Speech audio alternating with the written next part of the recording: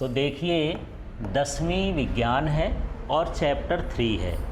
NCERT book का page number आप 61 देखेंगे तो इस पेज में कुछ प्रश्न हैं। उन प्रश्न के हल को हम देखते हैं, उत्तर समझते हैं। पहला प्रश्न है, देखिए जिंक, मैग्नीशियम एवं कॉपर के धातु ऑक्साइडों को, ये देखिए जिंक का ऑक्साइड है, मैग्नीशियम का ऑक्साइड है, कॉपर का ऑक्साइड है, टेबल बनी हुई है, को अग्र धातुओं के साथ गर्म किया जाता है। माने जिंक के साथ, मैग्नीशियम के साथ कॉपर को मिलाकर के क्या करते हैं, गर्म करते हैं। तो किस स्थिति में विस्थापन अभिक्रिया घटित होगी। विस्थापन अभिक्रिया का मतलब यही है कि जो अधिक क्रियाशील धातु होती है वो कम क्रियाशील धातु को हटा करके स्वयं जुड़ जाती है, तो उसे हम क्या कहते हैं, विस्थापन अभिक्रिया। तो देखो यदि जिंक ऑक्साइड का जिंक से अभिक्रिया कराएंगे तो इसमें विस्थापन नहीं होगा। यदि जिंक ऑक्साइड का मैग्नीशियम से भी अभिक्रिया कराएंगे, गर्म करेंगे, तो इसके साथ भी नहीं होगा। और यदि कॉपर के साथ करेंगे तो इसके साथ भी नहीं होगा। ठीक है, अब हम बात करते हैं मैग्नीशियम ऑक्साइड। तो जब मैग्नीशियम ऑक्साइड को जिंक के साथ मिलाकर क्रिया कराएंगे तो इसमें भी विस्थापन नहीं होगा। इसके बाद यहाँ मैग्नीशियम के साथ कराएंगे तो इसमें भी विस्थापन नहीं होगा, लेकिन यहाँ पर विस्थापन हो जाएगा, ये कॉपर को हटा देगा। माने यहाँ पर कॉपर मैग्नीशियम, इसके साथ भी क्या है, विस्थापन नहीं होगा, कॉपर के साथ भी नहीं होता है। अब हम आते हैं कॉपर ऑक्साइड में।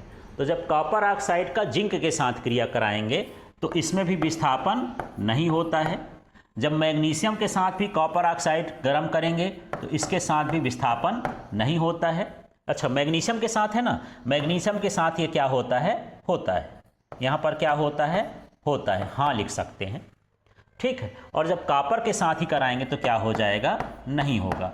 इसका मतलब ये है कि जब कॉपर ऑक्साइड मैग्नीशियम से क्रिया करता है तो कॉपर वहाँ से हट जाता है और मैग्नीशियम जुड़ जाता है। इसका मतलब यही है कि ये प्रश्न पूछा है, यहाँ टेबल में इस तरह से लिख देंगे, प्रश्न पूछा है किस स्थिति में विस्थापन होगा।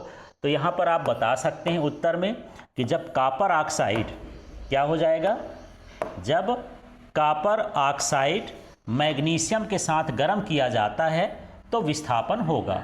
मतलब सीधा सीधा है कि यदि COO है और ये हम Mg के साथ इसको गर्म कर देते हैं तो क्या हो जाएगा, ये बन जाएगा MgO और यहाँ पर कॉपर क्या हो जाएगा, अलग हो जाएगा, इस तरह से।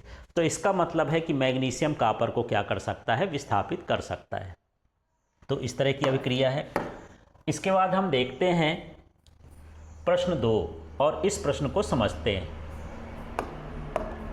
अब प्रश्न 2 क्या है, कौन सी धातु आसानी से संक्षारित नहीं होती है। अब संक्षारण आप पढ़ चुके हैं कि जब धातु नमी के संपर्क में हो, वायु के संपर्क में हो, कुछ अम्ल के संपर्क में हो तो धीरे धीरे क्षय होने लगती है, नष्ट होने लगती है। इस क्रिया को संक्षारण कहते हैं। लेकिन जो गोल्ड होता है, सोना होता है, वायु के संपर्क में, नमी के संपर्क में आने पर संक्षारित नहीं होती है, तो ये क्या हो जाएगा, आसानी से संक्षारित नहीं होगी। इसके बाद प्रश्न 3 को देखते हैं, मिश्रातु क्या है। इसको मिश्रातु भी बोलते हैं, मिश्र धातु भी बोलते हैं। तो मिश्रातु को समझो, जब 2 या 2 से अधिक धातु हो या उसके साथ एक धातु और क्या हो, दूसरी क्या हो, अधातु हो, तो इनके समांगी मिश्रण को क्या कहा जाता है, मिश्रातु। तो हम इसको ऐसे कर सकते हैं, 2 या 2 से अधिक धातुओं और साथ में या यहाँ लिख देंगे धातु और अधातु, एक चीज इसमें और जोड़ लेना है, के समांगी मिश्रण को मिश्रातु कहते हैं। तो अब पूरी परिभाषा देखिए क्या बना, मिश्रातु क्या है, 2 या 2 से अधिक धातुओं या धातु और अधातुओं के समांगी मिश्रण को क्या कहा जाता है, मिश्रातु कहा जाता है।